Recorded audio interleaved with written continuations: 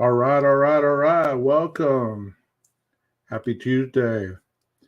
My name is 12 Gauge. If this is your first time to my channel, I hope that you hear something that interests you, something that gives you a little mental clarity. If you have any questions that are going on about any of the cases that are discussed here, please do remember that everything that's discussed here is either opinion or it's something that we've research, gotten knowledge from, and this includes all of my guests that I may have on my panel.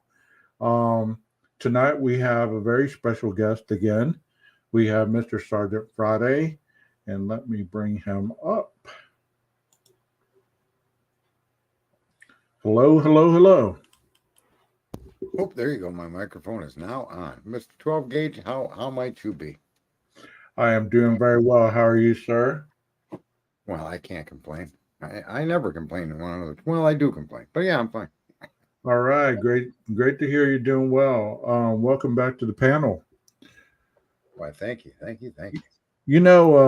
Last time I didn't get to really ask you a lot of questions. We just kind of dove right into it. So I'm going to ask you a little bit of questions about yourself so my subscribers can know a little bit about you if they've never heard you on a panel or they've ever never really heard you explain things. If you could tell them a little bit about your style, a little bit about who you are and what made you stop going to some of the other panels that you used to frequent. All right. Well, that's a heck of a big question. Let's see. So, who am I? Well, one thing about me that makes me different. I am on the spectrum of autism. So I was, and I didn't know this until I was 34 years old, and I had gone through a divorce, a contentious divorce, where because of some of my past, and there was crimes in my past, nothing against women or children or anything like that, no violence, but there were crimes, and they were trying to use those against me in a custody case. So during that process, when I was with a psychologist or I forget what you call them, psychiatrist, whatever the court appointed, that's where it was this pointed out to me that I was on the spectrum. Okay. And what does that mean? And like, there's a case now where there's a Sebastian Rogers, I believe his last name is. Mm-hmm. He's missing, and people keep yelling autistic kid, autistic kid. In a nutshell, what it means to be on the spectrum is that my interaction with emotion, my realization of emotion, sometimes proper etiquette, most times proper etiquette in groups and crowds, and how you talk to people based on the adult standards normies have put in place, are not in tune with others. Numerous times women can be actively hitting on me. I don't pick it up. I don't know what that is. Now, not to say that I'm not a virgin, obviously, but there are a lot of things I don't pick up on those cues, the emotional cues. I don't cry when a pet dies or a loved one dies. To me, it's the natural cycle of life, and I see it as something to look forward to. Now, I don't want it to happen any sooner than it has to, but Right. it is our journey, right? Right. So I see the logical parts and things, and I try to see is the truth in things. The truth matters the most to me of anything. I don't like deceitful behavior or behavior that's conning people or tricking people, or I just don't go for any of that. I have a hard time wondering how people can love cats and dogs more than each other. That doesn't make sense to me. I don't know why we love a dog more than we do our neighbor, but we do, Mm-hmm. and I think that's really disgusting. Um, and I think the one thing that offends me the most, maybe because I have Asperger's, is that the simplest way to fix everything is just tell the truth, and nobody does it on all kinds of stuff, but mainly on things that really matter. Nobody tells the truth, or they avoid the truth. Okay. Right? So there's lots of ways not to tell it, but they avoid it, and that for me as a person is just, it's abhorrent. I think we're all to a level of we're all programmed by the system we live in, and the programming we got is defective. Okay, I'm included in that. Okay, I'm included in that. However, I at least recognize it and try to share that with other people. And I get a lot of pushback. And the main pushback I get is nobody's going to want to do that. Nobody's going to want to do that. Well, if people treated Alex Baldwin to the equivalency of how Alec Baldwin was treating his fans and people in parking garages and his daughter on the phone and his wives, if we treated him appropriately based on his own behavior, that woman would never have been shot and killed on that Rust set. Therefore, we're responsible. See, that's the one part that none of us ever want to talk about. And that's kind of what makes me maybe somewhat more, by some people, liked and loved, and by many people hated. Because that's the truth. The truth is, many things that happen in our society are because we, the people, do nothing but yak about it, get outraged about it, and then entertain ourselves with it. How morbid is that? Do you believe that maybe sometimes, you know, whenever you're honest with somebody, it makes them uncomfortable because they can't help but look at themselves in the mirror? Like you said, you're very truthful about things. Like if somebody were to ask you, hey, does this dress make me look fat? Would you be able to say no, it doesn't if it does? I mean, are No, you? I couldn't. I would have to say the truth. Okay, so you'd be like, yeah, it makes you look huge. I wouldn't say, I don't know. It depends on how well I knew the girl, Yeah, right? But you know, women have dated me, many women, and they usually date. Here's what happens with women and me. They date me, and then obviously shit like that is how I am, and it doesn't last. But they always come back, right. right? They don't get hit, they don't get verbally abused, they don't get ridiculed, robbed. There's no drugs, there's no gamblers, none of that with Right. me. Okay, but yeah, I will. You either learn what you should or shouldn't ask me, but if you really want the truth, ask me and I'll tell you. I mean, it's just kind of like programmed into me. I can't help it. Well, I mean Right? that kind of quality is hard to find these days. It really is. I mean, it took me a while to get to that point. When I was in my addiction, I was a habitual liar. I didn't want to be honest. I didn't want to be accountable. I didn't want any of that stuff to go on. And as I got sober, um, I became the other side of the coin, so to speak. Now I'm brutally honest. Now I cannot lie about something. If you're going to ask me about it, I'm going to be honest. Sometimes I try to spare your feelings by saying in a softer way, but in the end, I'm still going to let you know what maybe you don't want to hear. And I think that in this true crime community, sometimes there are creators that spare others' feelings in their chats when they should be more honest and transparent versus trying to be liked. Let me just say that people are confused with the truth, and I'll Yeah. give you a short example. I also was an addict, like you had claimed. I was a crackhead, and I fucking did all kinds of things. The drugs gave me the power to lie. Okay, doesn't mean I can't lie. I always could lie. Lying is not. It's not. I'm not incapable of doing it. I get it. Right. I just don't. Right. But when it comes to recovery, they can tell you all the things they want about God, higher powers, and all the little processes they want to talk about inside of those 12 steps. But there's only one thing that gets you sober and keeps you sober: honesty. That's it. And it's to yourself. Let me be clear. It's honesty to yourself. And I'll ask you this, and just give me the first thing that comes to the top of your head. Your first answer, just spit it right out. When you were doing drugs and committing a crime or doing harm to another person, were you aware of it? No. You were not aware you were hurting other people to get your drugs. You weren't aware you were stealing something. You weren't aware Not that you were. not until they told me. I mean, up With me, I until was that aware of point, it. huh? So let's just give an example. So if you punched someone in the face and took their money, you weren't aware that that was wrong when you did it?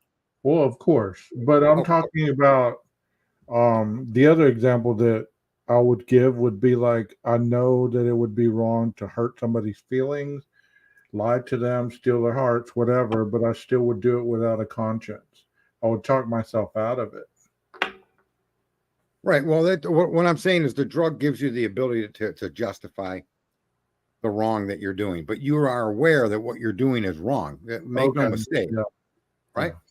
So, Of course. and this goes consistently across the board with all addicts. This isn't that moral compass exists in all of us, and nobody can say it doesn't. Okay, it does. It just simply does. You know, when you're stealing that pair of sneakers to go trade in for a dime bag, right? Yeah. You know what you're doing is a crime, right? Of course. Of course. Okay. Yeah. And the drugs gave myself and others and millions of other people with addictions the excuse to go ahead and do that anyway, right? We label the drugs made me do it. Basically, that's and I'm in fairness, I think I'm describing myself, but I think that applies to a lot of addicts. Yeah. Of course.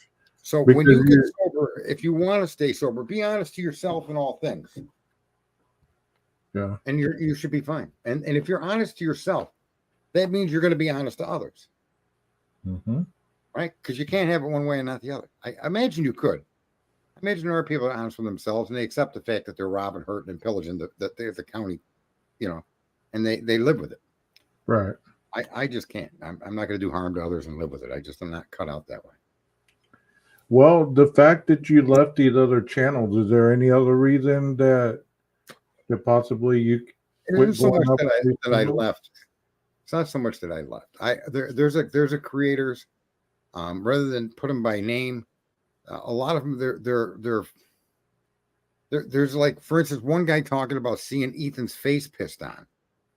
To give that man any attention as a viewer shows an illness, I believe, in the viewer.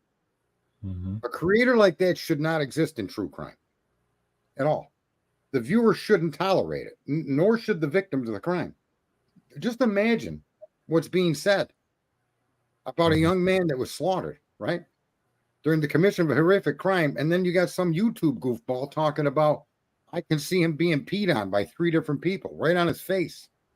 That's Right? terrible. To me, that's off limits. Or when people make things up to make their point, where they come up with stuff like, they just create things out of whole cloth, like they're seeing stuff in reflections, they're hearing things in videos, they're all of this crazy stuff. Or they're using unconfirmed data to come to a conclusion. And then they're making topics out of that, and they're entertaining the true crime community. They're not educating the true crime community. They're not helping people understand things that are important to understand, like the jury process is important to understand, what a judge does is important to understand, what these charges mean, why they're written that way. There's a billion things to understand that are legitimate topics. But this idea that some girl said that she knew at 10 in the morning that these victims were victims is a lie. There's no evidence to support that. People trying to connect the Banfield and all of these other different videos and images and sounds have limited, in most cases, if at all, any relevance to the case at all. And that's where the entertainment comes in. So is this really true crime, or is it true crime entertainment? Good Right? point. Because that's what people are doing here. And Well, if it's entertainment, I don't object to it at all. It's fair game. But you've got to let the viewer know that you're here to entertain them. And so some of your topics may not be based in any fact. that makes sense. And that goes, I mean, since we're talking about the IDAHO4, I guess we'll just go ahead and jump right in it. Because as you know, I have different streams and podcasts and stuff on my channel that I've kind of dove into the part that you were talking about as far as the legal process and how to interview versus interrogation and things like that. And one of the things that you and I have spoke about in the past a little bit is about what the title says, the 911 call. Um, let's kind of go back and discuss that 911 call based on, what the facts we do have versus the theories that are out there. The facts are what that you recall. What facts do we have as a community? What do we have in place that has been told to us that is factual that you can recall? The only facts that I'm aware of that we can say are facts, and here, can we clarify what a fact is? Sure. when given a puzzle, the pieces in front of you, okay, are facts. Now, it's only when you go to assemble the puzzle with those given facts that you find out whether all those pieces make up that puzzle or not. Right?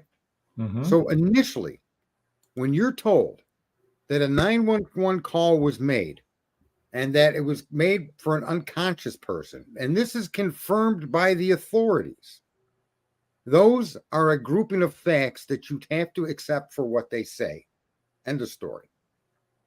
Now, you could stand back and say, well, but there were 4 dead people in that. True, that's true. But when you look at the 911 call, the limited information you have gives you limited things and questions to ask. Were the bodies downstairs? Were they in Zena's room? Were they considered unconscious at first glance when someone made a 911 call? It's possible. For us to say that's impossible is not true. We don't know that to be impossible. We know that that if you see people down on the floor, right? One of the your friends, that in your panic you could have misspoke. You could have actually thought that they were unconscious, right? So there's one explanation to the data they gave us. The other explanation would be that upon discovery of the bodies, I suspect, and I could be wrong, obviously, but I suspect Dylan fainted. And the initial call was because of that. They called that in. They needed help for her, realizing that the people they were observing in the room were already deceased. I think that's also a potential explanation of that phone call. Okay. Anything else outside of those groups of people and those few situations, anything else to me, unless it includes the exact same fact base, if you add to that, now you're going into conspiracy theory. There's no basis to support it. Well, clarify this if it's incorrect, but when they made the 911 call, it was stated that it was from a roommate's phone, correct? Mm-hmm. They didn't necessarily say which roommate. Mm-hmm. They said it was from a roommate's phone. So based on what you just said, if it was Dylan, if she was the one that found the bodies, it would have made sense that she would have fainted, correct? Within that fact set, that limited fact set of the call, I suspect so. I suspect that's a fair possibility. We don't know. Right, exactly. Right? But it does fit the fact educated guessing. You know, it's an educated guess. 1 + 1 equals 2, right? Because we know 1 + 1 equals 2. So therefore, that's not always true, though. Okay. You want to see how it's not true? Well, 1 + 1 and a baby makes 3. Wait, 1 + 1 and a baby makes 3. So 1 + 1 can make 3. Okay. So I know that sounds crazy, or maybe it might sound weird to people, but that is a true fact. 1 + 1 can equal 3 when you're talking reproduction. Of course. Okay. Well, let's welcome one of our chatters in the chat room. We got somebody in there. Her name is Georgia. So if you see her ask questions or anything that you want to answer, just jump on in. She asked, the problem is we don't know who was unconscious. That is true. That's correct. And we don't know that they made an error in judgment, or they were panicked, or if in fact, for instance, Dylan passed out. When they found that, when that young man, she called someone over, we do know that, and that person helped open the door, is what we're being told, right? Mm-hmm. That person more likely made the 911 call. They're not giving us the name of who made the call. They're trying to protect the identity of that particular witness. Of course. And so there are only a few explanations to that. And rather than saying it's a conspiracy, the cops are lying, they're making it up, and people go off on these tangents, attacking these facts, which are only fact because there's no contradicting data.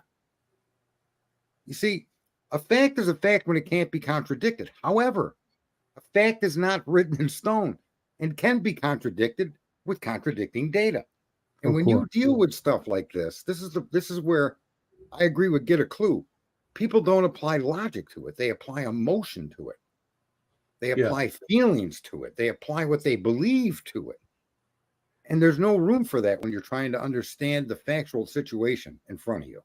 You know, I felt that way too. Whenever you hear people, whether it be on other panels or whether it be people in the chat room that you read, you know, there's a lot of emotional attachment to it. And I get it. I get how, you know, you might have gone through a trauma of that extent, or maybe you're recollecting, you're reenacting something in your brain that you never grieved, or, you know, any kind of emotional attachment to this IDAHO4 case. That's why it's worldwide, and that's why so many people want to talk about it, because they attach their emotion to it. They're young kids that were murdered in their prime in the middle of the night, and they're trying to figure out not only why, but who, and hold somebody accountable. Those three things are probably what more that people want out of all this stuff, is those three things. Right. And the fact that we don't know a lot of the why, the what, and we're being told this is the who, but still the evidence that we're being shown is not the whole puzzle piece. So therefore, And it still makes it difficult to put faith in that this is the who. So therefore, you got to. but here's what I want to say is there should never be faith or belief placed in any information ever. Well, of course. Okay. And that's what drives people's emotions. The idea that you have faith, I'll give you an example. It is not an act of faith when you turn your door handle and the door opens. When you go to your car and turn the key and it starts, that is not an act of faith. What is when you have an old that car? is an act. Listen, that's an act of knowledge. You're acting upon knowledge that every time you've gotten that vehicle and turned the key, it started. There's no faith, there's no belief, there's no spirituality in that. It's Hey, a fact. have you ever, I'm not trying to cut you off, but listen, I think this is funny.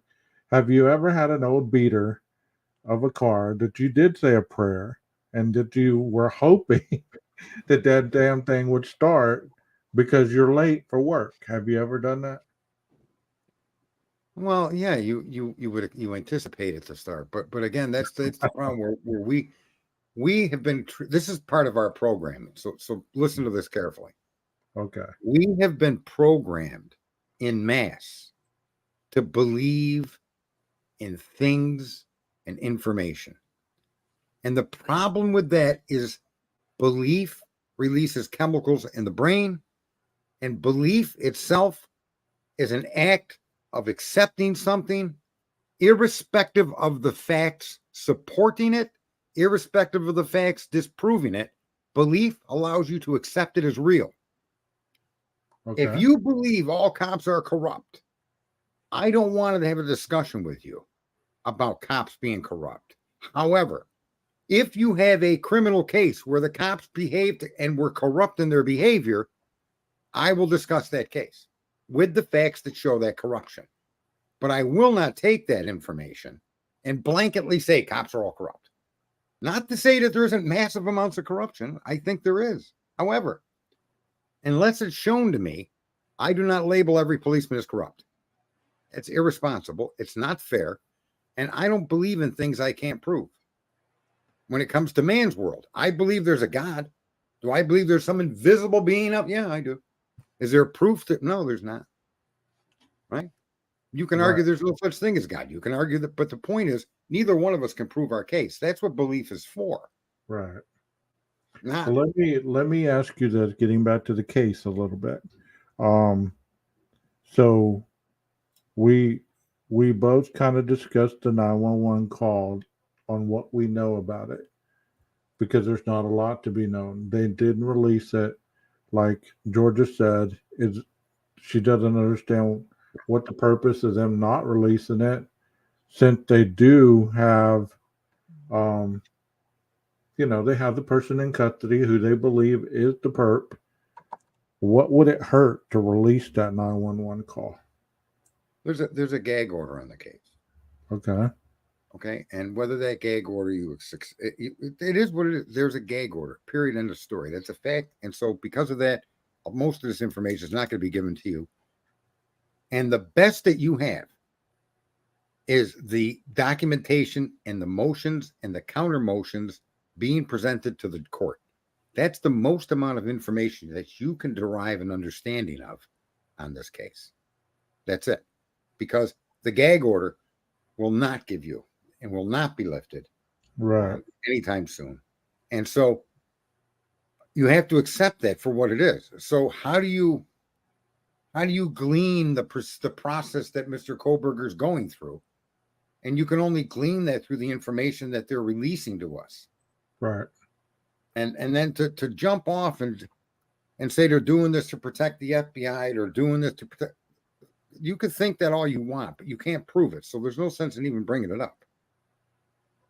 Does that make sense? Yes, of course it does. You know, there's people that get into heated discussions and they start character assassinating them, themselves and other people, and they start doxing them and they start calling them names and all this other stuff in behind their belief system. Hey, that's one of the pretenses why wars are fought, is behind people's beliefs. Look how they got us to believe that we should have attacked Iraq.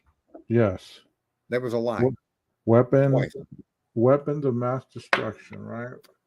Right. And the thing is people don't learn from these things, and they still, like, politics is an argument of belief. It's like arguing religion.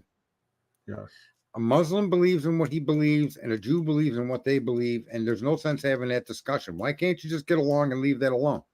Well, because they have to fight about it, because it's like the biggest guy on the block wants to prove his point because he's been around longer or whatever.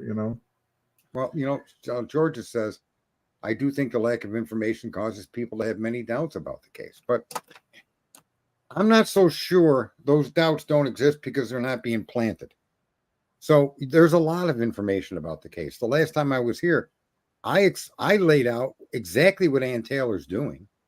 It's clear what their line of defense is going to be with no ambiguity. Her filings, her discovery demands tell you exactly what she is going after. And what she's going to do, and what she's trying to do, is get the data from the cops and use that very same data to show it wasn't Brian Koberger.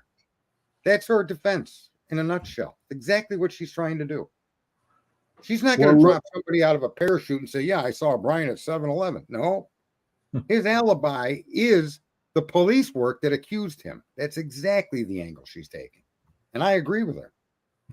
Well, look at I think technology has ruined a lot of the potential for people to have there wouldn't be need for gag orders if there wasn't so much division in the country. I believe that, and that's just my personal belief. But if they didn't make things so politically minded, or you had to believe this or you're wrong, or this, that, and the other. But back in the days before the internet, we read about the trial, but it came in a newspaper. We heard it on the evening news. We didn't sit there and say, no, that reporter's full of shit. There's no way that could be what the judge said, or there's no way that's what evidence they got, and the cops are wrong, and this and that and the other. It's almost like we put so much emphasis on the guy that created the crime. We elevate them to be some kind of victim instead of focusing on the real victims, the 4 people that lost their lives. That truly does. The 4 people back in the day, if somebody died, you didn't focus on the bank robber that shot them. You didn't say, well, let's dig into their past and let's dig into this and let's dig into that. No, you focused on the teller who lost her life, who was a single mother working, 3 jobs to feed her kids and this and that. And you memorialized the victim. You didn't make the person who created the crime the victim. And I think that's a lot of the problem. I think I could be wrong. In relation to Georgia. Is it Georgia? Georgia, yeah. Lack of information leads to conspiracy theories, but it doesn't. It just doesn't. And the reason it doesn't naturally lead to that. People take it there, but they only are taking it there. Oh, I don't know what the hell they think they're doing. But you need not have a conspiracy theory. When you look at a frozen shock phase, we can all interpret that any way we want. But the bottom line is that's the statement made by a witness, and that's exactly what it means, what was said. Now, question what she did after. Went in her room, locked the door. That tells me the frozen shock phase then jumped from frozen to fight or flight, and she got out of there. Locked herself in the room. It's legitimate now to ask, why do they wait 8 hours to call the police? Right? Her actions demonstrate that question's legitimate. It isn't drama. It isn't conspiracy theory. It's not victim shaming. But if you're frozen shock phase, and then you react to that, and she did react to that. She told us. He went in the room, closed the door, and locked the door. Closed and locked the door. He responded to the frozen shock phase. Therefore, the question now needs to be, what did you do for the 8 hours? We don't know. We won't know until there's a trial, right? We don't know the answer. So can we sit here and theorize a billion different things that she could have done? Sure. But we don't know them to be true. So why do does you believe that they were cleaning up drugs? Do you believe that they were I don't believe any cleaning of that. up blood? They were concealing evidence? Do you believe that, they were just walking around the house? My personal thoughts on this. No, listen, my personal thoughts on this are based on experience. Okay. The experience that I've witnessed and been part of in my life has been that generally the person that's there before, during, after, discovers, reports the crime is generally high 90% involved in the crime. Okay? Occam's razor, right? You see? So that's my suspicion for Dylan, because there's so many cases where you can look at all these parents that are missing children, and they ended up being the killers of the kids. Right? Look at all these people. Let me stop you. Let me stop you right there, okay? Because you just brought something up to my brain. The same true crime panelists or creators, as they like to call themselves, that instantly jump on the fact that the step parent could have killed the kid, the step parent went and hid the kid. This, that, and the other. They're the first one to believe that, but it's far-fetched that Dylan or Bethany could have had anything to do with it. I don't know that it's far-fetched. I don't see how people can make that argument. In their mind, they don't want to talk about it. They say that's victim shaming. Oh, that's not really relevant, though. But at first, they can say that the parents did something to the kids. They can believe that because of the proximity to the victim. That's what I'm trying to say. Theory. I'll tell you what a conspiracy theory is. A conspiracy theory is when you start bringing in Dylan's boyfriend and you start bringing in other people that are not mentioned in the data set that you're looking at. I guess this is the best way to explain it. You have a finite data set. That data set is going to offer you questions to ask. But if you bring in other things that are not part of the data set, for example, when Jeff was in here, well, how do we know Koberger didn't turn around? Well, because there's no data set to support him turning around, but he could have, but that's not the discussion. And these people keep getting involved in this discussion of some thought up idea that could have happened, but there's no factual support of that. So like in that topic, it was Ann argues that the car was identified. The FBI relied heavily upon a video of a car going the wrong way at the wrong time. Okay. That statement is clear. It's the only bit of data that you have. You can't take that piece of information and say, well, for all we know, he turned around and went back and did the crime. No, that's not a discussion to engage in because there's nothing to support that other than you saying it. The only thing you could discuss and try to understand is what does that mean? They relied heavily upon a video of a car going the wrong way at the wrong time. If you try to understand that data, that's all you can do. When you try to understand the 911 call, there's only a couple of things that could have happened to denote unconscious person, right? Well, if you were going to go in the direction that you're talking about, like let's use that as an example, going the wrong way at the wrong time. If you're going to say that potentially he made a U-turn, and we're just going to use this as an example, then you're trying to preconceive your evidence. You're inventing fact, right? You're trying to match up something that you've already told yourself that this happened, and you're trying to match it up with a hypothetical rather than evidence. Where people get caught up is they believe that the defense has the ability to sit there and just lie about everything that they have. They have the ability to lie about every document that they have, because they're trying to force the prosecutor's hand to show what they have. It's not a game of cards. It's not a chess game. They have to disclose to each side what evidence they have. And the prosecution has given 95%, according to Bill Thompson, of the discovery as of the last court date. So there's not a lot more stuff that they can give them. More importantly, if people are fair-minded, they'll realize that the discovery she's demanding is almost exclusively connected to the accusation built in the PCA. Yeah. Okay. And the genealogical aspect of it. There is no motion to compel discovery on issues we've never heard about, that we're aware of, nor is there any new argument being raised in her discovery demands, or even in the prosecution statements in response to these demands.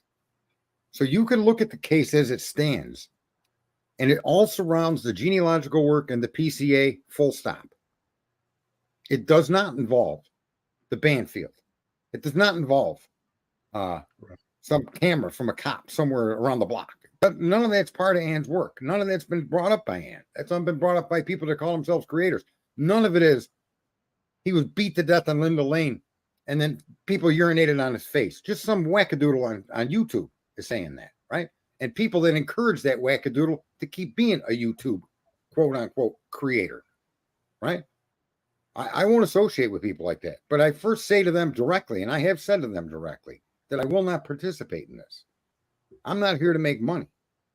And if you are here to make money, it's a shame that you don't make money based on just seeking the truth and helping people relax a little bit by showing them the truth is hard to find and it takes time, right? That's why you got colleges and universities and higher learning, because the truth is complicated. A lie is simply two letters. No. That's how easy a lie is. No. The truth is never that simple. And so these creators, rather than fill the gap and trying to help people understand what's in front of them, or decipher some things that might need deciphering, or getting people to relax and accept what's there. And as things change, you change with it. That's what I think a creator should be doing, not like Harsh and all of these other people bringing up their bank accounts and bringing up all this ancillary nonsense about people that aren't mentioned in any of these legal documents. To bring up, that Lucky does it, Tommy does it, Dago does it. They all do it with this nonsense and stuff that's not even written down anywhere. And unfortunately, Get a Clue just did it with the front door being open. We don't know that front door was open, Get a Clue. It's a rumor. Now, could it have been open? Sure. But we don't know that. So you can't accept it as being open on a rumor, because there's nothing to support that, right? Just like when people say, well, they were wrong when they identified the 2011 to 2013 Elantra. I disagree. I think that they were completely correct in their description of that vehicle. And I think that's why Ann is pointing out that when they identified a 14 to 16 Elantra, they depend heavily upon a video of a car going the wrong way at the wrong time. That to me tells me their idea of what they claim to be Kohberger comes from someplace at the wrong time. And the argument that they were looking for an 11 to 13 is also a real argument, and it is also a real car. I Well, don't conveniently think the cop made a mistake because Brian drives an Elantra. I think the problem in this particular situation is both cars are Elantras. Yeah. What bad luck is that for Kohlberger? Yeah, I believe that, also whenever you look at the probable cause affidavit, you have to understand that these are the things that are going to be brought up because these are the things that were used to indict him. Correct. These are the evidence that they have to indict the man. So you're just going to, like you said, you're just going to ignore all that and focus on this other stuff that all the YouTube community has focused on. No, you're not, because it's not part of it. No, and that one guy does do an extraordinarily good analysis of the Linda Lane footage. Now, we don't know that wasn't staged. So let's be clear. We don't know that is actual evidence that's going to be used or in the possession of either the state or the defense. That Linda Lane video that everybody sees with the car. Mm-hmm. What we do know is that it appears to be consistent with the times argued in the PCA. Right? That video of a white car pulling into the lot, backing up, driving away, another car. Those timestamps on that particular video are consistent with the PCA. So therefore, we accept that footage as being relevant and part of the story. Yet we don't know that. Because how did that get into the public? It got into the public, I believe, through third-party people. It's third-party information. This was not released by official channels at all. And when that footage was released, I was glued to my screen, just hoping to see something that showed that showed the white Elantra that they were talking about, that maybe showed a face, maybe showed a shadow of a face, maybe showed him actually being seen driving where you could understand that it was him and his car. Or something showing a guy about his physical height walking out of a vehicle, or Yeah, something like that. I get it. And when I was watching it, it was like, man, there ain't nothing here. There's just a car driving around, and but how do we know that wasn't fabricated? How do we know, as an example, that that's even part of their case? That's the truth is we don't know. So does that mean we shouldn't talk about it? No, but we should be very suspect of the information in front of us because it's not verified. Right. Well, what it does, it opens doors for speculation, right? It does, but that's where the conspiracies start, and that's where it gets crazy, and that's where it's not fair to the victims. Suspecting Dylan may have had something to do with the events of that night isn't a conspiracy theory. It's a legitimate question based on the facts that we can verify. She was in the home before. She was in the home during. She was in the home after. She discovered the bodies. Then that sequence of fact is typically the sequence of fact that you find in many murder cases, right? Well, of course. But you're not going to build a court case, whether you're prosecution or the defense, on hearsay. It's going to be overruled.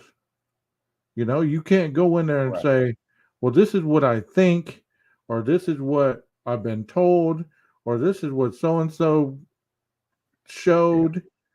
I mean, because, in reality, I'm not trying to talk bad about other creators, but, you just hear so much stuff. It's like, oh, did you send that to Ann Taylor? Did you send that to the defense? Did you send that to so-and-so? Did you send that, wherever? Why would they want to see something that has nothing to do with anything that is implicating her client? Do you get what I'm saying? Yeah. I think that you can in fairness get off a little bit from the fact, but if you're really, the news media does it too. and they bring up these different things. They say these things about Koberger. There's no verifiable fact. And I think that when you have facts and you try to understand them and you're sticking to the facts, that it's fair. It's fair game when you suspect, did Dylan have any involvement? What was that 911 call? What could they have meant by an unconscious person? Does it mean the cops lied? The cops are hiding it? It could. But let's look at it at a more reasonable in situation. What would you have done? What could have happened? What might they have seen? There's reasons that phone call was legitimate, right? Okay. So Well, we just move on until we find out it's not. Let me ask you this question, and this is just educated thought process. All right, as an educated individual, unconscious. That means the person is not capable of responding, correct? Mm-hmm. There's no consciousness about their reality. So an unconscious person, they might need medical assistance, yes or no? Yes.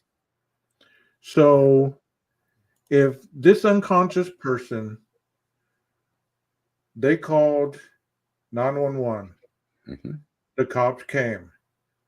Everything that I've been reading and hearing and going over in my studies is they secure the scene first, meaning the cops would have made sure that she wasn't dead, pretty much, ran into the house to make sure that the crime scene or that the scene was secure, that there wasn't anybody that was going to harm any of the first responders. So in the process, I'm believing that that's when they found the bodies, and that's when it turned from, okay, we're not going to mess with the unconscious person, let the EMS deal with it. We're going to go into the crime scene and start doing what we need to do. What if the unconscious call was because they were beating on that door and it wouldn't open, and they knew that there were people in there, and they called, they felt, and they said, "There's unconscious. We need help. There's unconscious people here." See, that could also be real. My point is that everybody has gone off the reservation with the unconsciousness, when in fact there's probably a dozen different reasons that's a legitimately honest phone call to have been made. Yes. Right. So if we take it and set it aside for that, okay, just leave it at that, because that's the information they gave us. So let's accept that the events that took place were reasonable for the person that made that call to stay unconscious. Right. Right. Could have been Dylan passed out. It could have been they couldn't get in the room, or they could only open the door a little bit. And Ethan, they've claimed, now there's no proof of this, but what if he was laying against the door and they couldn't open it? There was a rumor about that, but there's 100 ways where you could have misinterpreted not being able to get into that room as the occupants being unconscious, not dead. Then once the door was opened, you realize the unconscious was dead. I could see that mistake being made. At my point, did it happen that way? That's what they're telling us. So I accept that. Now, if somebody can show evidence contradicting any reasonable explanation why they said unconscious and not dead, if they can show that in evidence and proof and fact, then I'll accept that didn't happen in a reasonable way. You follow me? Yes. Georgia says, I'd hate to see Koberger guilty if he isn't, and I want him to be accountable if he is guilty. So much is hidden, it's hard to figure out. And then she says, what are your thoughts on it, Sabrina? And Sabrina says, I agree with you, especially with all the secrecy. Yeah, the secrecy doesn't really. I think there's enough in the public for us to see, have a pretty good peephole into the case. Okay, maybe even a window, a cracked door looking into the case. There's enough info that's been given us, and it's going to depend on if that Linda Lane footage is part of the analysis of the timeline. If that is a real video that's been given to the YouTube community, then I think the argument can be made that Mr. Koberger is not involved, that video is exculpatory. That video is not inculpatory. And that can be made quite clearly through the analysis of what you see on the video when it comes to the automobiles. And the other thing that makes it exculpatory is even the police themselves in their accusations thus far have never alleged that they've witnessed Mr. Koberger. Right. They've yet to put him in the house or in a car. or in the car. It's a similar vehicle to the suspect's vehicle, right? Yeah, suspect vehicle number one. So And I think people get caught up with the wording where they want to say, okay, instantly I read suspect vehicle number one, so therefore there must be a suspect vehicle number two. That's my logical thinking kicking in, right. but that's not necessarily true. It's wording. But your emotional attachment is almost like, here's a crumb. Let me go a little bit further to get another crumb and get another crumb until I finally get to the whole damn cake. And unfortunately, some of these crumbs are stale and they're not even crumbs anymore. They're just They're doing this. This happens. bird Like I crap. think I think Sebastian Roberts is another good example of how a lot of YouTube creators are sensationalizing and causing distractions in the search for a missing child. I don't think the parents personally, I don't think the stepfather and the mother are doing anything to help their own child. I think the stepfather and the mother have made it all about themselves and their innocence and Mm-hmm. nothing about finding the child. I've seen nothing coming from those two parents that gives me any faith that they aren't involved. But really, the issue is, where's the boy? How does a child go missing into thin air and what they claim to be the middle of the night and just vanish? Okay, his scent leads to a development, 100 yards behind their home and vanishes. Did aliens get this kid? In other words, there's just people are coming out with different things. Oh, she was on a dating website, da da da da da, and everything is about the parents here. And the bottom line is, where's the boy? How'd the boy get out of the house? Why'd the boy leave the house? Once It's again, crazy. once again, the victim gets ignored while the potential perps get all the coverage. Right. You Well, they're the know, only ones that you can talk to in the end. But the thing is, well, of course, but you know, how is her being on a dating site gonna find her son? well, you also see the same thing with Steve Gonzalez. He's courted the YouTube community, and so is the stepfather with Sebastian Rogers. And my question is, I could understand Edward Snowden, Julian Assange, these espionage people courting the internet to let people know they're alive or something, Right. but not in these horrific, missing children and deaths. Why would you court the internet community? I don't get that.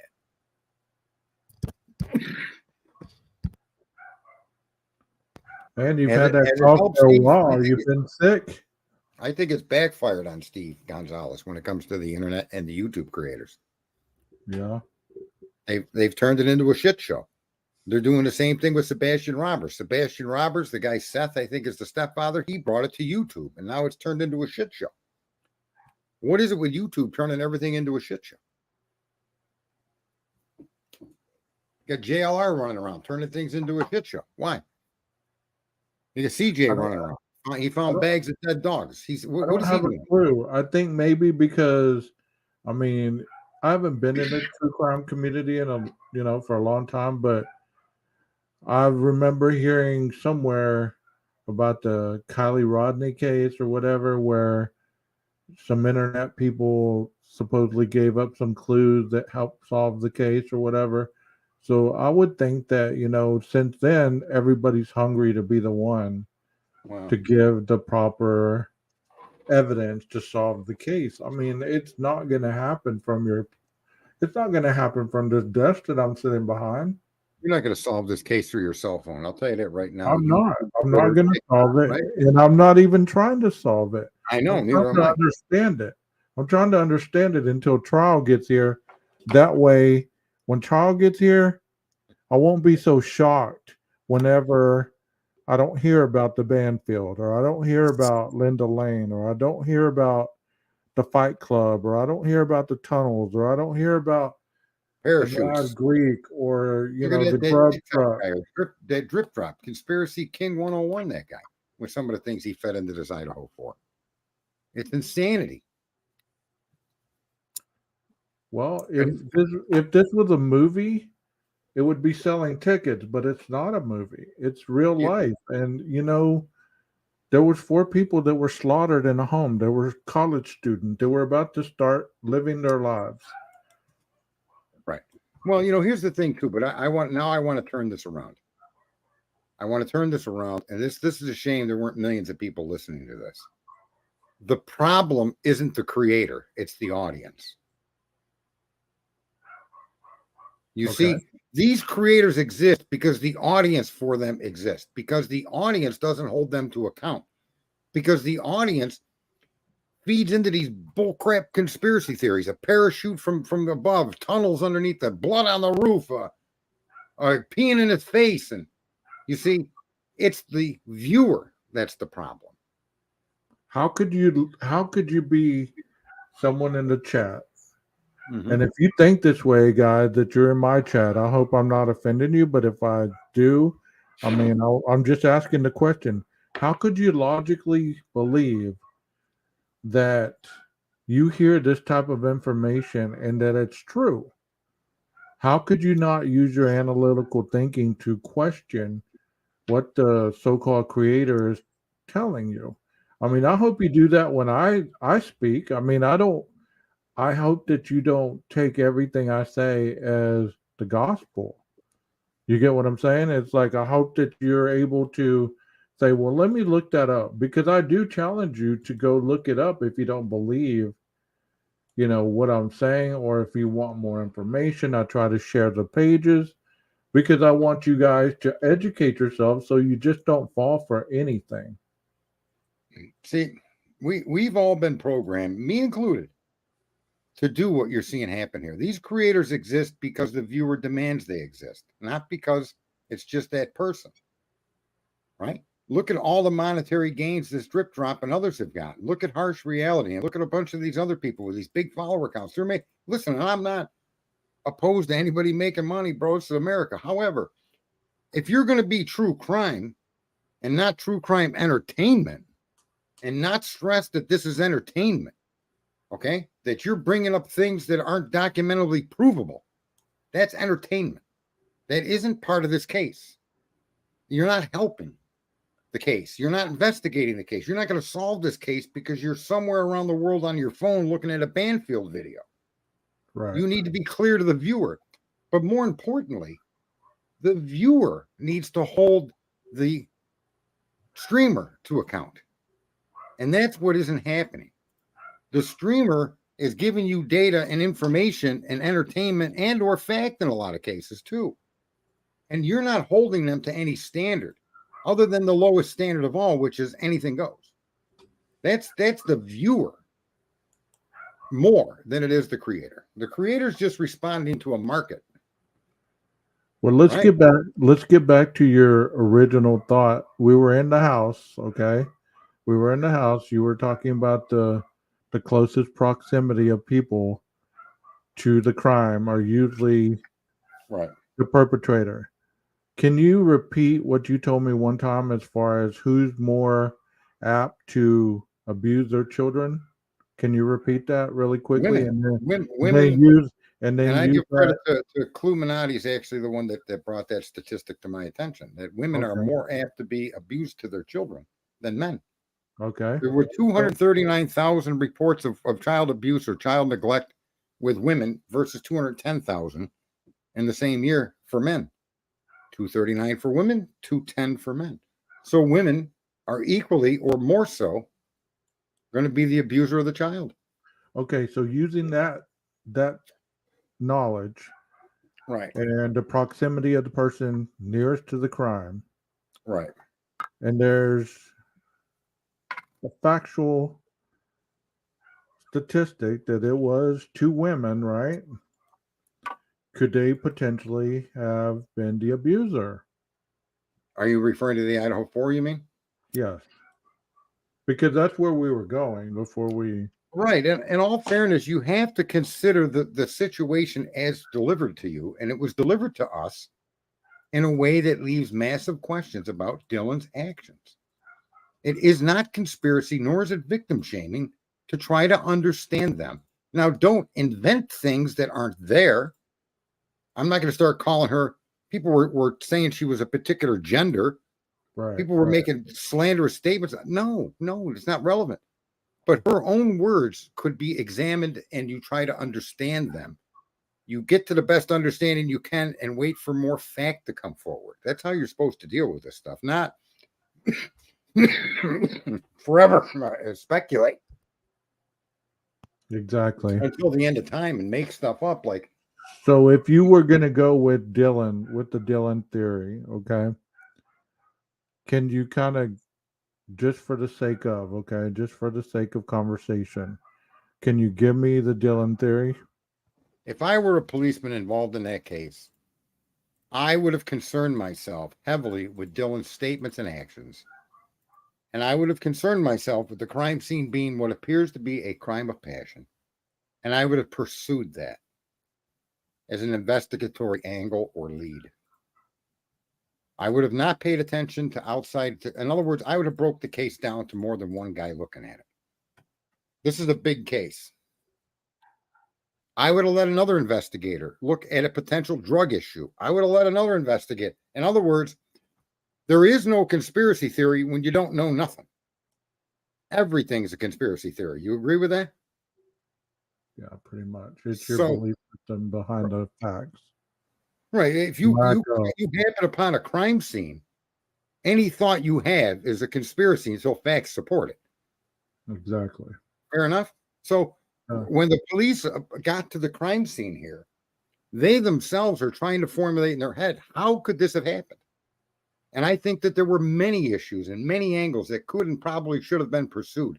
We don't know that they weren't, but it appears like they're not because they're focused on Koberger, to me, which I think is tunnel vision. But can you make an argument that the occupants in the home that survived or were alive before, during, and after, can you suspect that they had involvement in the crime? And I think only fairly, of course you can. They had opportunity. They had the time. They had the means, right? They had the ability. They're living, breathing human beings, right? To wield a knife. So all of those things fit the two survivors. And you know what trumped that was a Linda Lane video that nobody could actually confirm wasn't fabricated for our use, right? Well, also, like you're saying, the proximity. Right. Based on what the PCA says, she opened her door, what, 3 times? 3 times. Yeah. Each one of those times, how did she know to open her door if it wasn't aligned with a statement, right?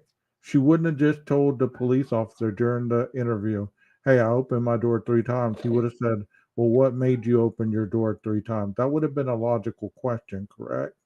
Right. And that's probably where they got the answer of, okay, one of the times is because I heard what sounded like Kaylee playing with her dog. And then I heard what sounded like Kaylee say someone's here. But she didn't open her door that time. Or did she? Was that all in one? We don't know if that was part of a door opening or not. Okay. Yeah, I wasn't certain on that one. It may have been that she heard that and opened the door after hearing that. That's possible. That would make sense, right? Right. But she doesn't know it was Kaylee either who said it. Right. I mean, she said it sounded like Kaylee that said someone's here. Okay, so supposedly she opened the door because she heard what sounded like Kaylee playing with her dog. Or did she say that before she opened the door? I mean, I'm getting confused because you'd have to read it again, but pretty much in a nutshell, it's her statements are exactly what you're saying, in the order of which would be, I don't know how significant it would be, but the truth of the matter is she tells us she opened that door 3 times and looked out. Right. And on the third time she saw a man clad in black. Yeah, and she had a statement behind every time she opened the door, correct? I think she did. I think that her statements were a reflection of the time she opened the door, but I can't confirm that without reading the document again. Okay. But if we assume that, I'm pretty certain as well, but the reason I brought that up is because there's 2 other statements. She would have heard those when the door was shut. She would have heard there's someone here, and then she would have heard, it's okay, I'm here to help you. Those are 2 other statements that are written in the PCA that doesn't signify that the door was open. So she would have heard this through the closed door, correct? Yeah. So to say that she didn't hear anything is false. Right. She heard something. Of course. She's not. She doesn't seem to understand what she heard. Obviously, the calamity, what she faced the next day. I mean, here's the other side of Dylan is.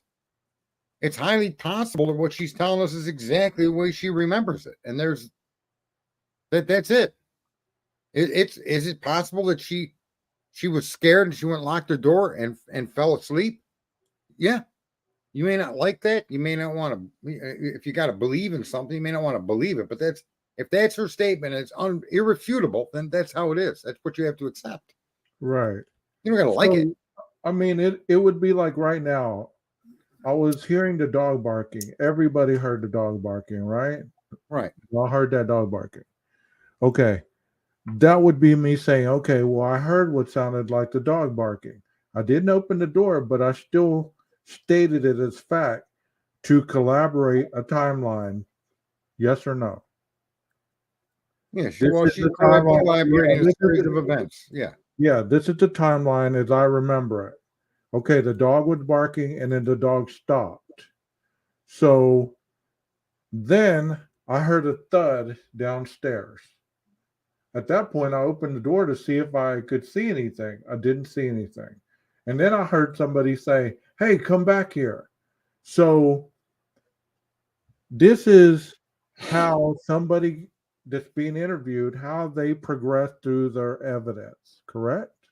Yes. Yeah, their memories, what they're progressing through. Yes. Yeah. But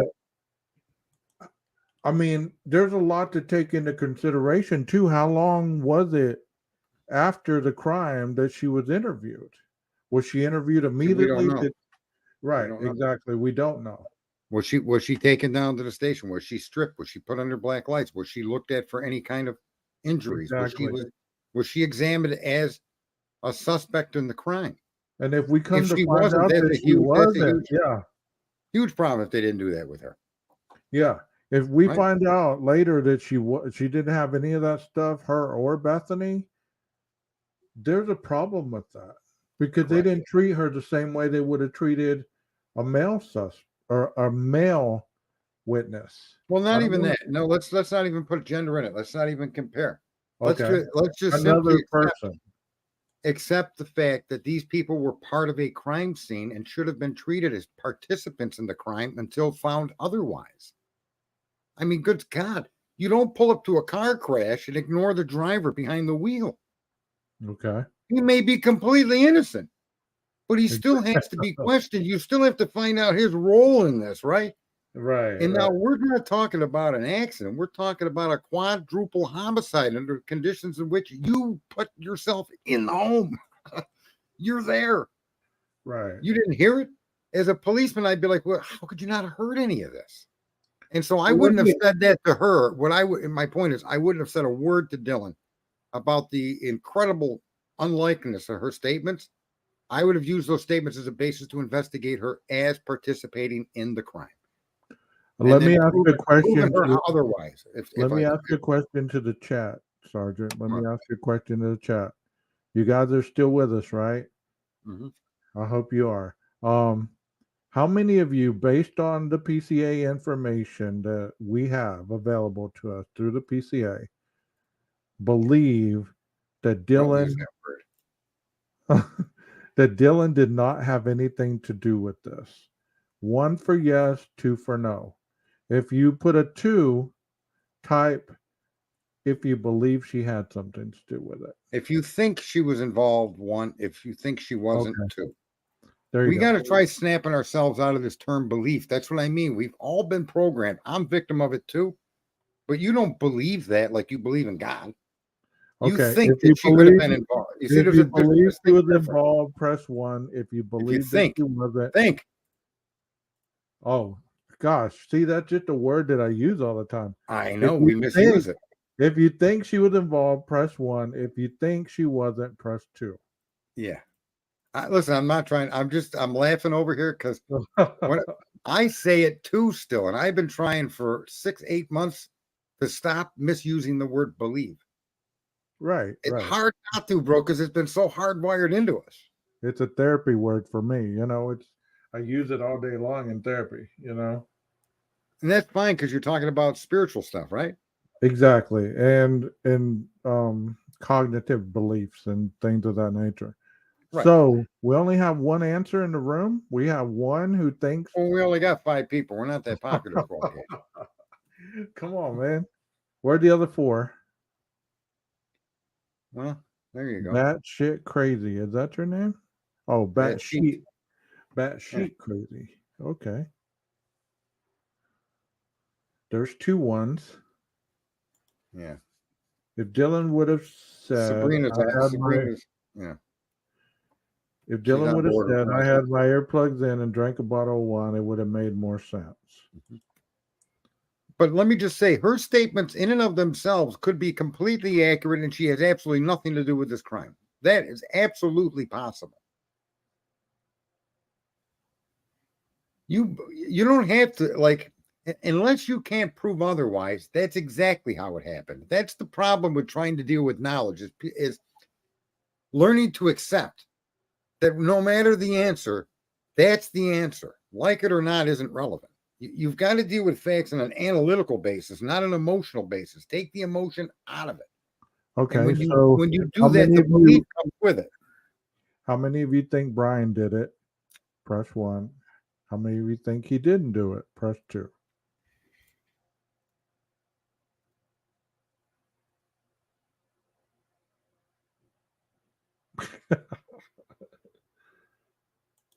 Yeah, they would have gone insane. She's right. Yeah, I Don't mean, have 3 dogs. It would have been a strange. we don't know that Murphy didn't go insane. We don't know that he did. He's really been. He's really not been part of the story as far as we can tell. I mean, she said she heard him barking and thought and interpreted that as her, Kaylee playing with her dog. Well, didn't you hear as well as it could have been hearsay, but somewhere along the line, I remember hearing that she yelled up the stairs to shut the fuck up. That was hearsay. Okay, because I remember hearing that early on. Yep, and I did too, and I was misled too. I misled myself thinking that was actual data. Yeah, because I was thinking if she did say that, if there is proof of that, then she could have even potentially seen up the stairs, because that's where Maddie's room is right up the stairs. Yeah, but you got to turn the corner to get all the way up the stairs. Well, yeah, true. It's 2 platforms, so she would only see the first 7 or 9 steps. I forget how many steps are on the first run. Then 9. A platform, and then you turn left and you go up the rest of the stairs. Yeah, there's 8, and then there's 9. Yeah, so she would have saw only the bottom staircase, the bottom half. She said, "I can't answer about Koberger yet, Gage." Okay, fair enough. Nope. I mean, there's a lot of individuals that just do not know one way or the other, and I'm kind of like that. I'm more apt to think that with the evidence that they have, and I've always thought this, that there's more evidence against him than there is for him not being the one. You get what I'm saying? I believe I see it just the opposite. I see the evidence that they have is exculpatory, not inculpatory, meaning this is evidence that he'll use to defend himself. The very evidence that they're claiming shows he's the perp is the very evidence they're trying to drag from the cops to make the argument that evidence shows it wasn't Mr. Koberger. That's the defense she's making. And I could see that being a legitimate defense when you look, if the Linda Lane footage is real, there is no way you're seeing a 2014 to 2016 Elantra going around that building to park. It is impossible. Okay. So it's a Chrysler 300. Listen, there's no ambiguity here, and you can make that argument, and I guarantee you could convince a jury that what you're seeing in that video is not an Elantra that went and parked. Okay? And because you can do that, that makes that video exculpatory evidence. In other words, it can't be an Elantra if it's a Chrysler 300 at 4:07 and 30 seconds that parked, which is an argument that can be made and won by identification of that car's sail panel. I 100% agree with get a clue on that. That evidence is not, and the PCA is not damning to Mr. Koberger at all. That's where the hump is for a lot of people. They have to accept that when you look at the data that we have, there are absolute conclusions that can be made, and you can stand tall and say, if that Linda Lane footage is real, it proves that those cars were not Brian. 100%. So therefore, he couldn't be based. Does that mean he didn't kill them? No. But they're using that and that timeline to say he did the killings. And I'm going to tell you right now, there's no way that timeline can be proven beyond a reasonable doubt to show that it was Koberger in that timeline. I guarantee it. And that's the case Ann Taylor is making in her motions.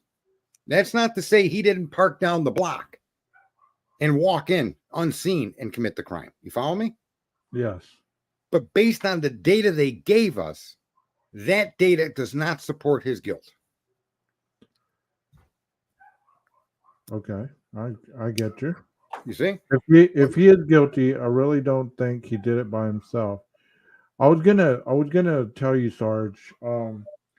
People are stuck on the time frame, and I'm glad that you spoke on that a little bit, because I've heard that in other platforms as well, that people are stuck in the time that it took to commit this crime.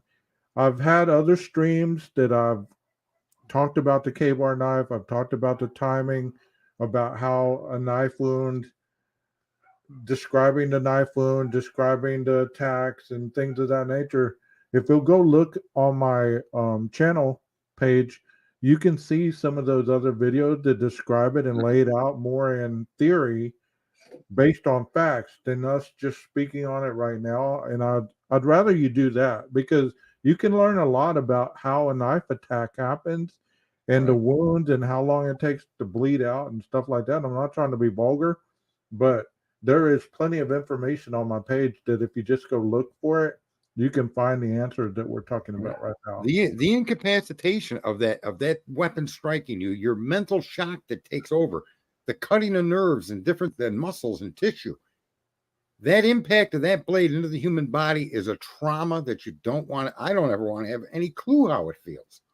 But I understand that once you strike somebody with a blade like that, they could become completely unable to fight back. Completely unable to fight back. And you could continue to strike them while they lay there bleeding out.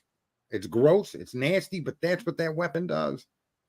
You know, so I agree with you that 9 minutes to me, I'm not going to argue. I think the 9 minutes is an error, because I think they're basing it on the movement of the cars, and the cars can be proven not to be Brian. So therefore, I think their timeline is wrong based on their own facts. You know, I agree with Jeff on this, and we spoke on this that night when all three of us were on panel. I agree with Jeff on this part as far as the knife. It has that hard part on the end.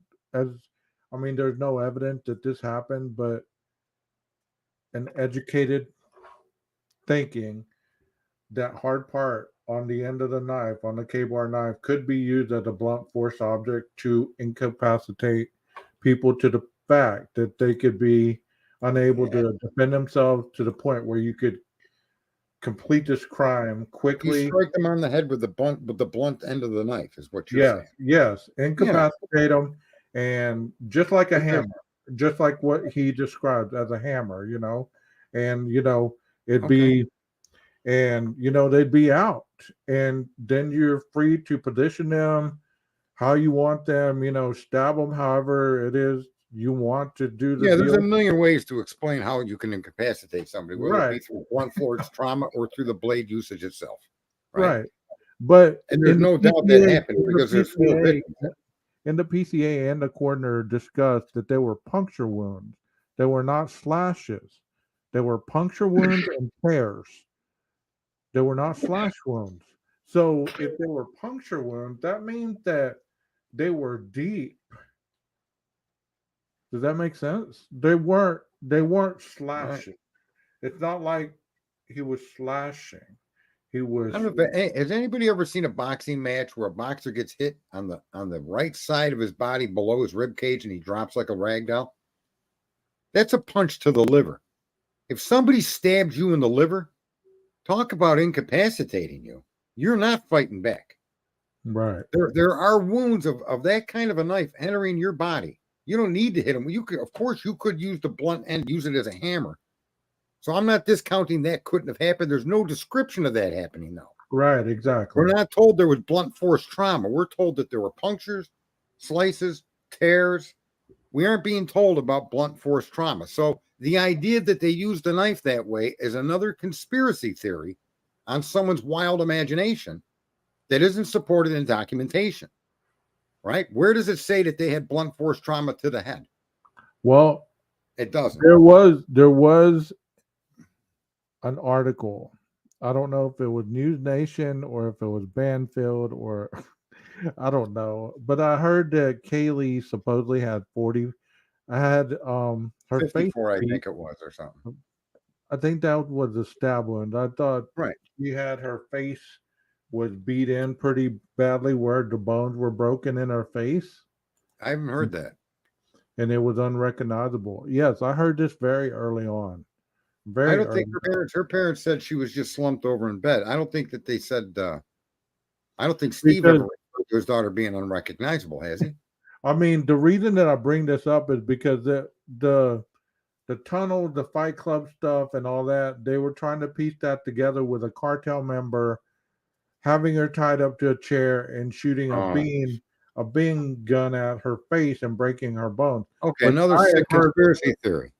No, the one that I heard very early on about when they were talking about how they found the bodies, because they also were talking about Ethan's hamstrings or his legs were cut so deeply it went to the hamstring. This was very, very early on. I don't know if it was 4chan stuff. I don't remember. Was it documented stuff though? No, right? Yes, I remember it being documented. Yes. How about the quote from the police officer where he says that their faces were like angels? They were completely unharmed. Wow. What about that quote? That's a quote in an article for one of the responding officers. He just was so sick. Touche. Seeing but what he saw. That was Ethan and Vanna. He didn't say that about Kaylee and Maddie. Well, I don't know. He didn't say it about anyone specific, but he said they all look like dolls, or they look like dolls. He said when he entered the first room, they were angelic looking. Yeah. It looked just like dolls. And he didn't say anything about the other room being any different, right? I heard him say it. So, what did he say about the other room? He said her face was beat in pretty good. That's what I heard. The cop said that? No, I'm just being facetious with you right now. Oh, no. I'm trying to understand though. No, but I heard this early on, and I could be wrong. It could have just been a 4chan rumor. It could have been right. So it could have been a Reddit rumor. It could have been, something of that nature. But I remember hearing that. What's the relevance of it? What would be the relevance if that was? I mean, there's no evidence that it's true. But so what's the point if she was hit? To try to show the severity, I think people were caught up in the beginning as who the target was. So if I show that one is more severe than the other, then everybody's going to know that this was the initial target. You get what I'm saying? So if Kaylee had more brutal wounds than Maddie and the other two, then obviously she was the target. It could also be that she wasn't the target. It could also be that she put up a strong fight, and this person was so furious that they had to fight so hard to take this person out. They just kept swinging. Well, I understand that. I understand that. But you asked me, well, the significance would be for somebody to spread this gossip. Let's call it what it is, gossip. Okay. Right. That's what I'm hoping you were pointing out gossip. We weren't discussing this. Okay. That the point of of spreading this gossip, I would say, is everybody would. I mean, most of the people that very early on they were hell bent. I'm talking about mainstream media. Who was the target? And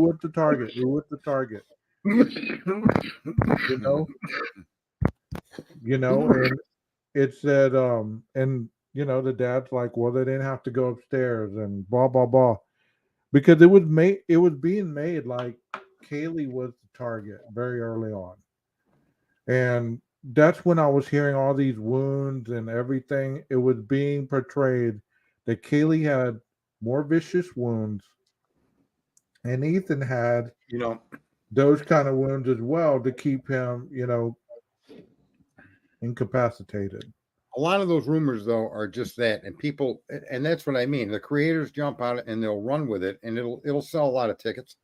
Of course. And that's part of how this stuff gets all effed up. That's you not these creators now running around the different crime scenes. They're not helping, right? Look at JLR. He's not helping. He's a real twit.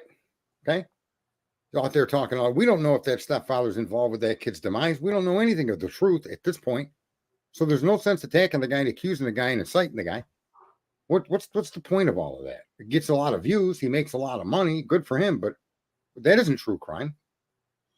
That's like that show there where the guy says you are not the father. Is that what true crime on YouTube is? You are not the father show? Who's that guy? Maury, yeah. I got you. Or you guys are all Maury Povich wannabes? Is that what's not you, but I'm saying, is that what these creators are? Yeah. I mean, they call themselves investigators, like they have a badge and everything. I'm an investigator. Creators. We're creators. What are you creating? You're creating. I don't create anything. Rumor. I create a nightly live where I discuss things. That I'm a discusser, if anything. Right. And you're an educator at the same time, whether you like it or not, right? You're both learning and educating, because people in your chat room, people, your guests, you yourself have data and information that's valuable, and you're sharing it, you're explaining it. That's fantastic. That's what we all everybody pretends that's what they're doing when in fact they're not. That's not what they're doing. They're creating sensational side stories that have no bearing in reality, and people then bring them into this, like they'll bring that thing in here, like we went through when the other guy was around. Brings up these arguments that have no basis in supporting fact. It's just what you think. And I can't debate what you think. Let me answer Sabrina's question right quick. Sabrina, you're asking what we're talking about and hearing what we're talking about. Early on, we heard a bunch of gossip, or I heard a bunch of gossip that Kaylee's face was beaten in and Ethan's legs were mutilated deeply, and it was during the early on information that was being leaked out or whatever, and over time it just kind of sizzled out. So I was giving Sarge a hard time as well. I was trying to say that it was factual, that I heard it, but it's not fact. I just read it somewhere, maybe 4chan, maybe Reddit or something like that, and I got confused at where I heard the information. So I was talking about it. So that's all it is. It's not factual. And here's what I want to say, Sabrina, is that most of the people out here that claim to be creators are just creating drama and unverified circumstances that are being discussed and then pushed around as if they're real, which is it's entertainment what they're doing. They're not true crime. True crime doesn't include tunnels that don't exist. And then once you realize the tunnels don't exist, you vanish, and then you come back after a period of time with more. They don't include blood on a roof or people parachuting in, or a fight club where you could see reflections and some nonsense of Ethan being beaten to death and then peed on by 3 people. Right. That kind of nonsense has to stop. And the only way to stop it is through the viewer. The viewers have to turn their back on that stuff and tell the creators cut it out. Right. And the drama and the nightmare of and rather than discussing the data, seeing what it says and moving on and waiting for more, they fill in these places, these voids, with these sensational things. And it's just not true. And to me, I think it's a disrespect to the victims and especially the survivors. Imagine if that were your kid, all right? And now you're a creator saying your kid's face was peed all over. Are you serious? Right, exactly. Georgia says if Koberger did this crime, it's so hard to believe that there was no DNA in his car. It tells me he didn't use his car. Right. See, that's a legitimate perspective to have. 100%. That is a legitimate logical thinking. So that means get better, batshit crazy. Nice to see you in chat. Hope to see you again some other time. Get to feeling better. Yep. Good night. Thank you for being here. So, so if we're talking about, dispelling rumor, which that's what we're talking about as well. At the same time that rumors are being created, conspiracies are being spread, hardly anybody is focusing on the real knowledge of the law, the crime, the investigation, the court process, and all that. Sure, they're reading the documents, but your interpretation of a document is almost like your interpretation of the Bible verse versus my interpretation of the Bible verse. And I believe that that's where a lot of this confusion comes from that's created, because people have the capacity to want to believe what they want to believe, and they don't use the thinking process. And when Right, it but comes knowledge to the, it should never be believed. Knowledge should be verifiable with a supporting fact, or it isn't to be believed. And that's the problem that we've all suffered from. That the audience is completely enamored in that, where any outside statement holds water, when in fact the outside statement, there's no proof to support the statement. They're arguing okay, that Mr. Kohlberger did X, Y, and Z at these particular times, blah, blah, blah. In order for him to be convicted, you have to show that unequivocally to be true with a fact, right? And the same thing should go for us when we hear a statement such as whatever it might be. Could be any crazy thing like Ethan's face being urinated on, which is horrific. Where can you support that? Show me the proof and then tell me your story. And people aren't addressing what they call true crime that way. What they have is a belief that he did it or didn't do it. And then everything they hear, they interpret to confirm their belief. And that's ignorance. That's retardation. That's insane. You're not supposed to deal with knowledge that way. You're supposed to have facts. And you could think he's guilty, but if any evidence comes out that questions his guilt, you then have to also question his guilt.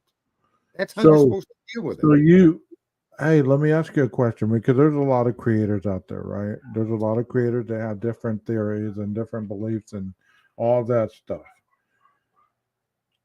Do you think that they honestly support what they're spewing out of their mouth? Do you think that they really can get off the panel and go, man, that's a hell of a theory. I am so glad that I shared that with my audience. Well, I Do you don't know believe? about that, but let me just say that if people believed in the scriptures and in doing unto others as they want done unto themselves, as much as they believed in these crazy effing conspiracy theories, the world would be a better place. Okay. Well, yeah, of course. Right. So the problem with the believing of information is the biggest, what did they say to us? Don't eat from the tree of knowledge. And now everybody believes in knowledge, but knowledge isn't always fact. It's only a part of the fact. That's why you have learning institutions, right? But Knowledge I just is a said think. dangerous thing to I believe just in. said think. I didn't say believe. I just said think. No, I'm not talking about you. I'm talking about the audience and people in general and how they deal with information. I asked the question. Do you think that they honestly can get off their panel and say, well, that was Sure. a hell of a theory that I just spent this 30 minutes to an hour on showing videos, and I spent all this time behind the scenes. Man, I did a good job tonight. This I did my part of humanity in solving this case. Do you think that people get off these panels and actually believe or think that way? I think they do, absolutely. And I think the reason is they're not getting many pushback. And they won't allow pushback. They'll block and ban you and defame you. They'll out you. They don't want pushback. That's the problem when people believe in knowledge. They then defend it. Why do you think the Romans and the Muslims went to war and the Buddhists and the others went? Because you're arguing about a belief. And if you're going to believe Kohlberger did this, anything you hear can be twisted to fit your belief. That's called confirmation bias. But when you believe in things that are man-made, you're making a huge mistake and doing the world a disservice. You're hurting your fellow man. You literally are. Because at this point, there's nothing to say that Koberger did or didn't do this, other than the data in front of you. And if you got to invent to create a story to support this data, there's something you're doing something wrong. That's not how Welcome, you Matt. Welcome back, Matt. Transparency is the kryptonite to conspiracy theories. Once you shine a light on the facts, those wild theories start crumbling faster than a poorly constructed Jenga. You would think. Tower.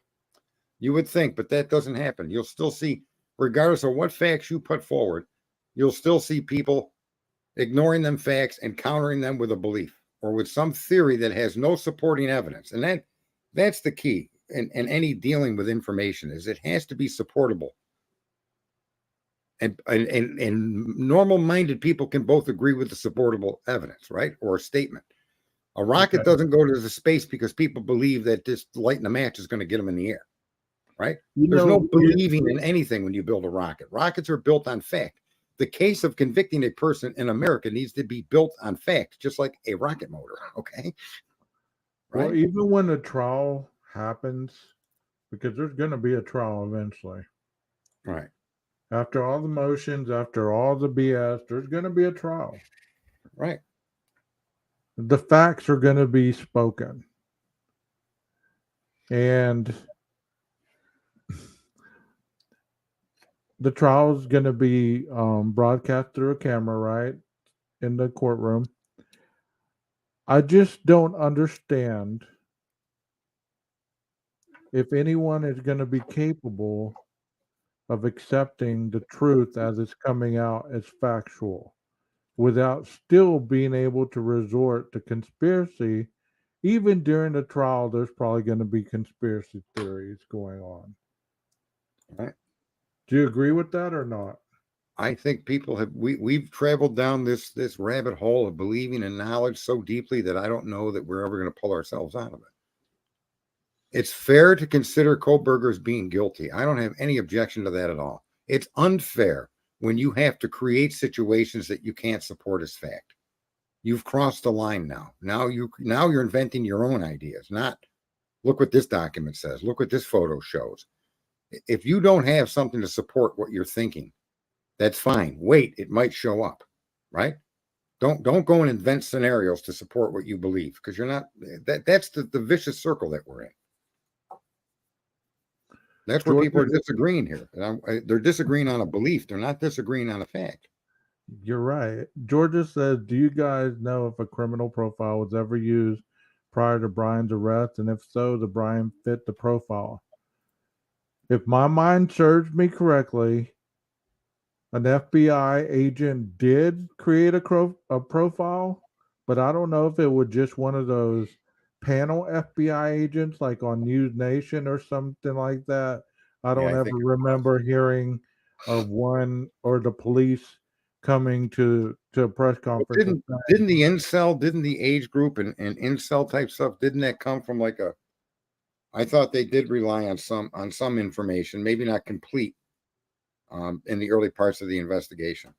Or was that solely somebody on a news station, the talking head that was an FBI agent telling us that? Which I believe they've done that. Wasn't it somebody like Coffindoffer or somebody like that gave the profile of what it may have been on one of those news programs that there was a profile given, but I don't remember the police giving a press conference. I don't remember that either. This is the profile of the person we're looking for. All that I remember about the police press conferences were, we need the public's help in finding this vehicle, and we still haven't found a suspect. That's pretty much all I remember about their stuff. There wasn't a lot given, after the initial, well, this is what we know, this is what we have, gag order, and that was it. Right, and the gag order is kind of a nightmare, but again, there is a lot to glean from data being released during this process. So when you focus on that, you can look at it. I don't care how you look at it. To me, he is innocent because he's an American, and the court must prove him guilty. The government must prove him guilty. And to this point, they've got an argument, and I see it. I understand what their point is. Yeah. I reviewed it and come to a different conclusion, but I don't believe I'm right and they're wrong. I think I'm right in what I'm seeing, and I think that they've got tunnel vision or making a huge mistake. However, the trial should be able to vet that out. Yeah. Right? There I should be mean, like I said last night, even if he's guilty, he's gonna get an appeal automatically. Yeah. So it's not like they're gonna go put him in the gas chamber or shoot him the next day. It doesn't happen that way. And Georgia, I want to tell you that you can Google that, and if there is a document that exists, just look through the Right. the search result that it gives you, because there is one. I'm just not sure it's an official one. I believe that there's been plenty of professionals or ex-professionals that gave a profile of what they could be looking for, but I just don't really remember if there was an official person that stood up and said, "Hey, this is what we're looking for. This Well, is what." I just did Google it, and the first one to come up was Fox News. And there's probably going to be more of the other news agencies, and they say FBI profiler reveals suspects' likely attributes, November 22nd. But I don't know that this person isn't just a talking head. Right. Okay. Yeah, they Said it- hypothesized. So I don't think there was any official FBI profiling used in this case. I think it was all media-driven, retired or current FBI agents, giving their opinion. Yeah. I've seen that too, Jeff, where it said, because there was a lot of people that were stating, it was either a college kid or it was there was that psychic that said it was an older person, in the late 20s.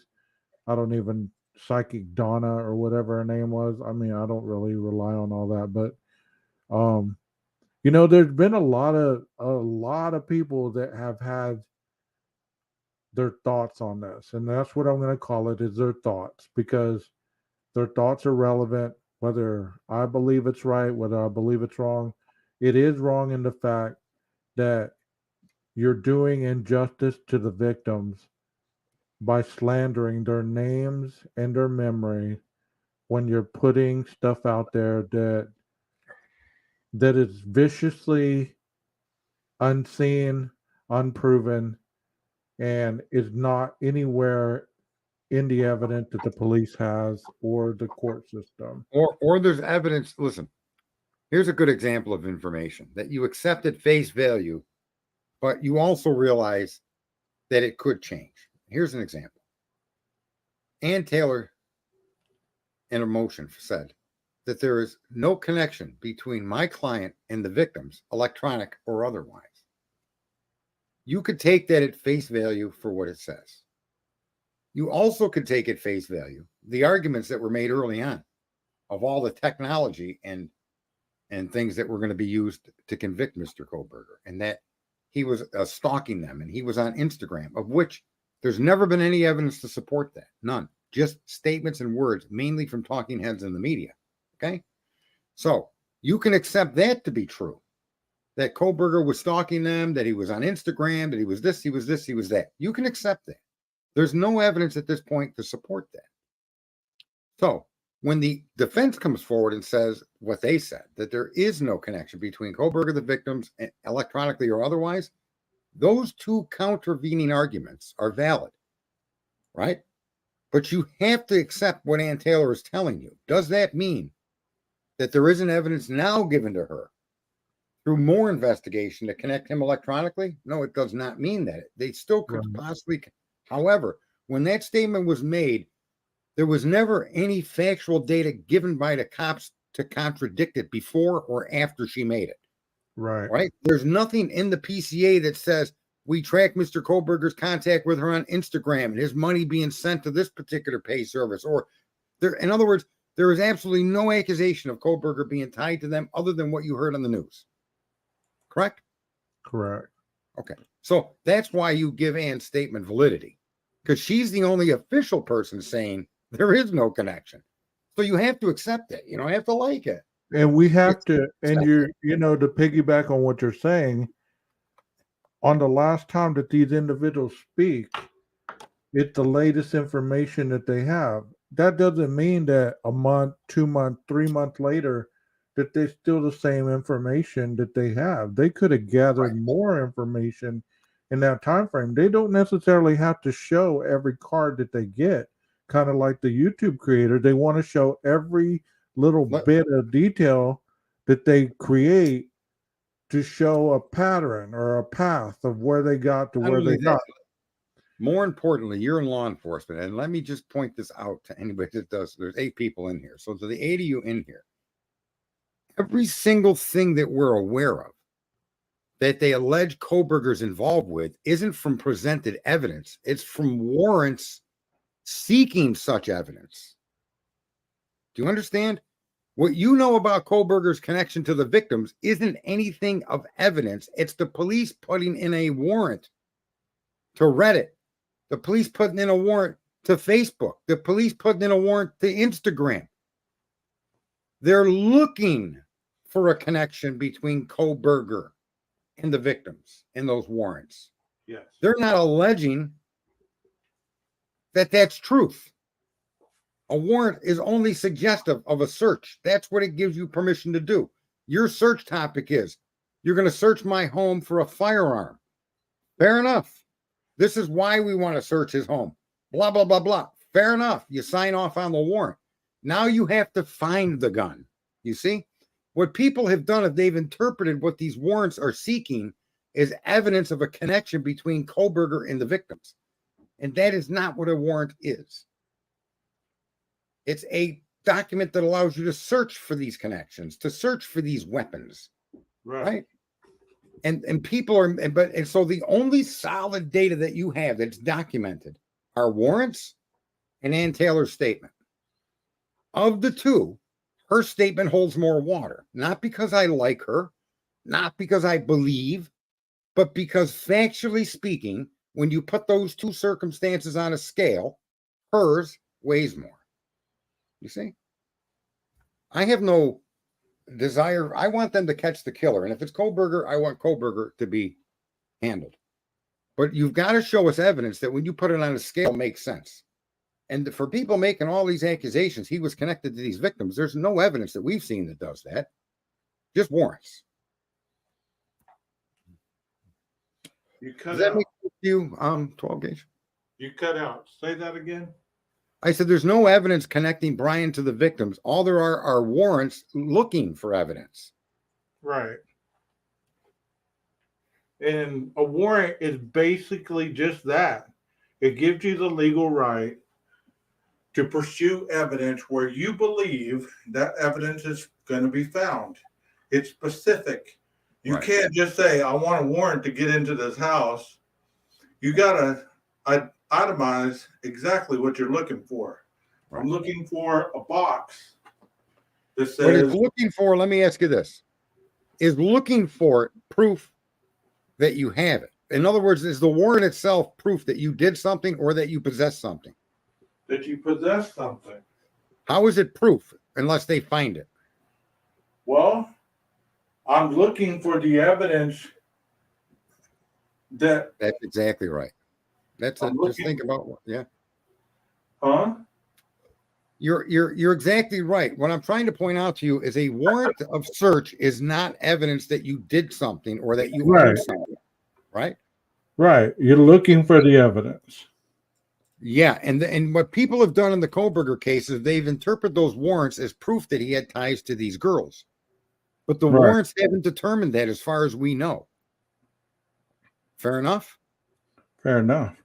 Okay, so that means the argument that he's an incel and a stalker has no bearing in fact and no truth.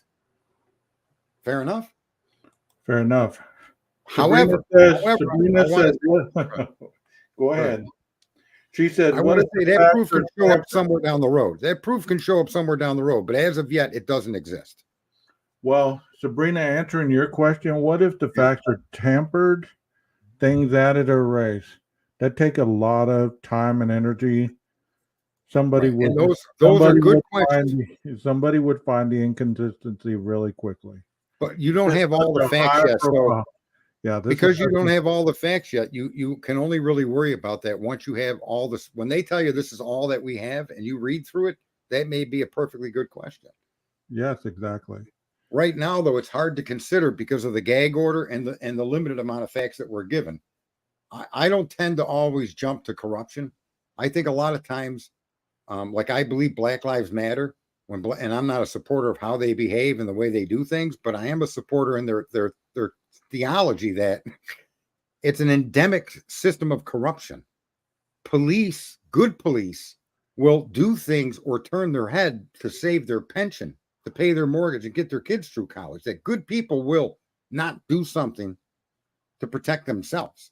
So I think when a policeman or somebody gets tunnel vision, or if a cop hits somebody that he shouldn't be hitting, that it doesn't get spoken about by the guy that witnessed it because he don't want to lose his job. So I think our system is endemically corrupt that way, and that's the aspect of what I agree with when it comes to Black Lives Matter, saying it's systematic and endemic in the system. And I believe that they're actually accurate in that. That's probably the most accurate thing I've ever heard them say when they describe corruption within the police department. It isn't that you're all criminals, you're all stealing Coke money, that's not what they're saying. They're saying there's a system of corruption, and what that corruption is, silence among the troops. They all converge and protect each other. And even Detective John, when I asked him bluntly, if you do an investigation on an important case and one of your guys makes a mistake, what do you do with it? And his answer was, well, it depends on how big it was. And that's not how it's supposed to work. Right. It's not his job he's not judge, jury, he's a policeman. And if he sees something, a misstep or an inaccurate thing done during an investigation, he's to report it to his superior. Right? Yes. And I believe That's based what I on mean what by you corruption. said, based on what you said earlier, Sergeant, is whenever some of these creators and panels, they become the judge, the prosecutors, and the jury. They Right. want to try the case in an hour. They want to try the case in 3 hours. They want to try the case in a week without all the evidence Right. that they really do have. Can I give you a The mind-blowing Banfield is not evidence. Can I give you a different topic? I don't want to get into the topic, but a different example of Okay. how people's belief overwhelms their ability to think fairly. You want to hear what this is? Okay. The candidate Trump was convicted in New York and fined $400 and something million for some lending fiasco that went on. Okay. He did pay back all the loans, right? So, a lot of people say it was a victimless crime. Doesn't matter. You can't lie about the assessed value of your property to increase the loan amount. That's what they said he did. He got convicted. He just appealed it. And on appeal, they didn't throw the conviction out. They just reduced the fine to $175 million. And all of his supporters are running around seeing Trump was right. Trump was right. Trump won. Wait a minute. He was convicted of lying to banks. That hasn't changed. Right. You understand? His fine has changed, but that still tells you he's guilty of what they accused. A second court look at it. That's the topic that should be focused on. You don't run around screaming the guy won, attacking the prosecutor, which, look at, I got legitimate reason to say, yeah, okay, so you didn't like the prosecutor, you didn't like the judge, and these are your reasons. Good, I get it.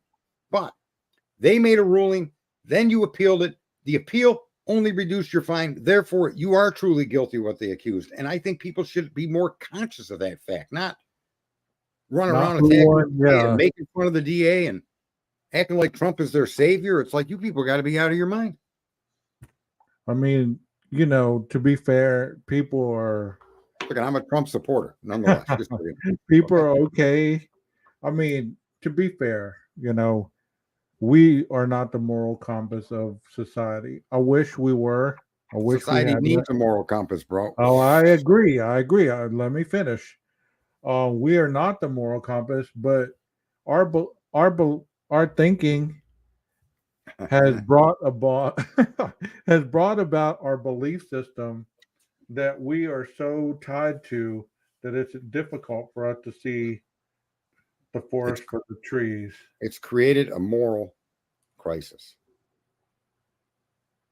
Listen, it's created a moral crisis the way we've been trained to think and use that word belief in this way. A lot of us know, and most of us don't want to know, that there's 40 million slaves that make your phone possible.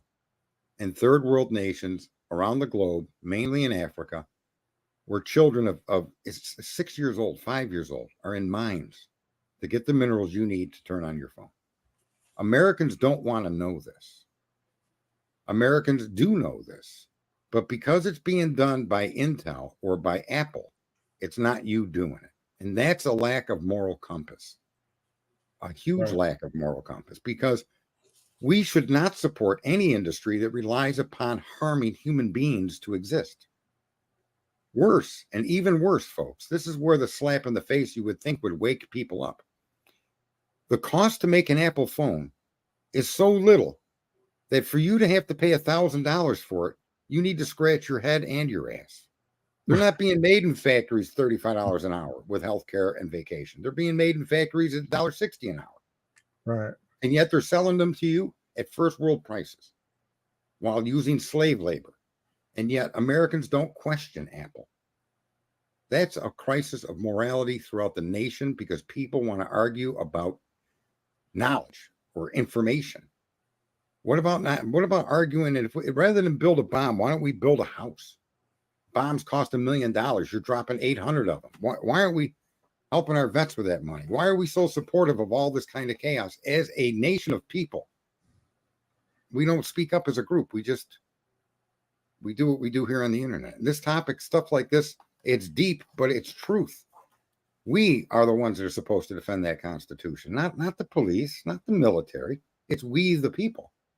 The people you represent are there to represent your values and your safety, and they're not. So it's your job as a people to stand up and do that. And I don't mean violently. You could do this very non-violently. Right. And yet we sit back and we argue whether Kohlberger did a U-turn or we see a warrant for Instagram and immediately we decide that means Kohlberger was stalking him on Instagram with no evidence to say that he did other than a warrant looking, right? We've been pushed off the rails, all of us, when it comes to how we deal with knowledge. And it's really, really allowed a massive moral crisis. Look, you were going to talk about the sex trade today. 360,000 men or women and children go missing from the border between us and Mexico every year. That's a moral crisis of a magnitude that's unimaginable.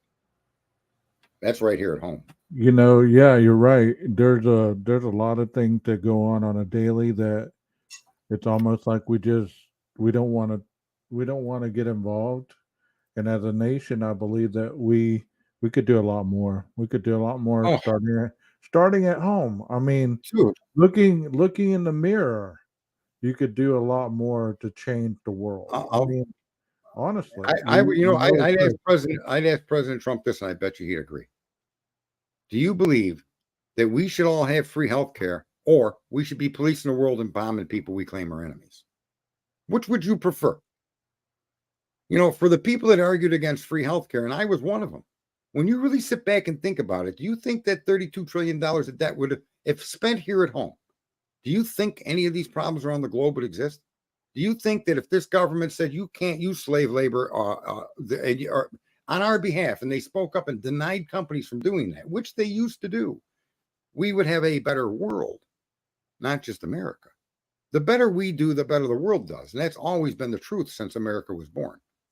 And the worse we do, the worse the world gets. And when we look around us, that dynamic is true because look how bad it is around the world. Well, I'm going to have to kind of tie this up because I promised my little nephew. You said 2 hours. Yeah. I'd go work out with him, and it's almost that time. I'm going to do a quick poll in the chat before I thank you guys for being here and being so attentive. If you like the content that you see on my channel, press the number 1. If you want other kind of creations that we could discuss logically, intellectually on this channel, press the number 2 and give a suggestion in the community tabs. Or, just let's do it like this. If you like the channel, press the number 1. If you don't like the channel, press a 2. If you like the fact that we, as the people that I have up here on my panel at times, are very intellectual, press the number 1. How many of you are going to tell your friends to come over here and listen to it and at least give it a shot? You know, I'm not trying to get creative because I'm trying to get money. That's not what I'm doing. I want to get you guys some more people that are like-minded in the chat so that you guys can have more communication with each other to kind of get the word out to hopefully make a difference in whatever way we can. Like I said, it starts in the mirror, it ends in the mirror, and it goes from there. You make a change with you, then you can make a change with other people. Oh, you put a 0, Sergeant Friday? What is up with you, man? And then I put a 1. You'll Look, never be on my chat panel again, bro. I put a 1 up there, and then I did 0, and then I did -1. I was just going to do You'll -2. never be up here again, bro. You'll never be up here again. I just did a -2. Wow. Can I say something before you ban me for life? Yeah, what's up?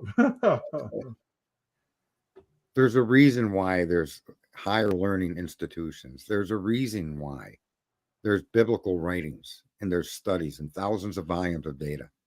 When you seek truth, a lie only requires the 2 letters N and O. And a lie can travel the globe thousands of times before the truth can even get its shoes put on in the morning. That's the problem in the world today. The truth is getting trampled by conspiracy theories, by people believing in nonsense and people creating stories that shouldn't be created and not paying attention to what's right and wrong when it comes to how we all are with each other.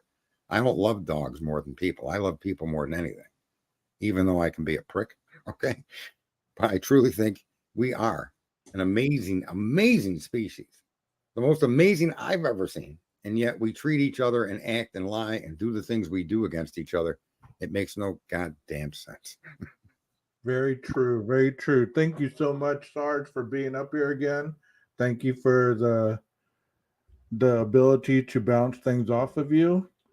The same way I'm able to do so with Jeff H. I know that we all have different opinions and things, but I love how you guys are able to, whenever you're up here, to be respectful. You're respectful to the chat.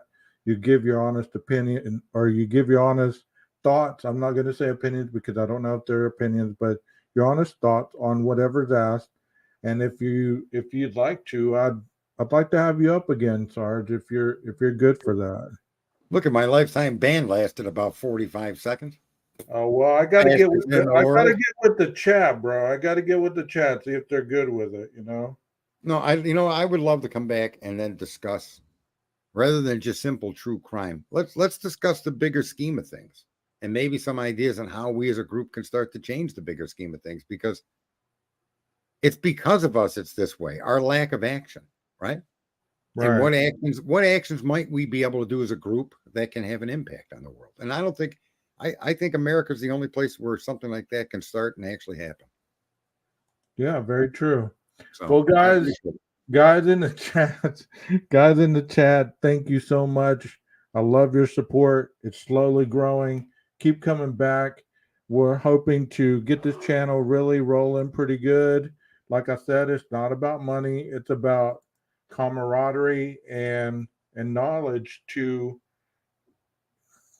make a change in this world, even if it just starts with us in this little chat room, because we got to do something different because the other way is not working. And you can't just put your head in the sand and act like it's going to go away, because that's not how things are done. Wasn't it 10 people? It starts with 1, but if you get 10 people and then grow it, I mean, everything starts out small. I don't care what it is. They had to build the first cell phone, right? There had to be one. I appreciate you having me up here. Yeah, I look forward to having some conversations and debates with you. You're definitely cool, bro. All right, man. Well, I'm going to cue the music. Those of you that are still in the chat, listen to the music on the way out, and then we're out of here. Have a good night.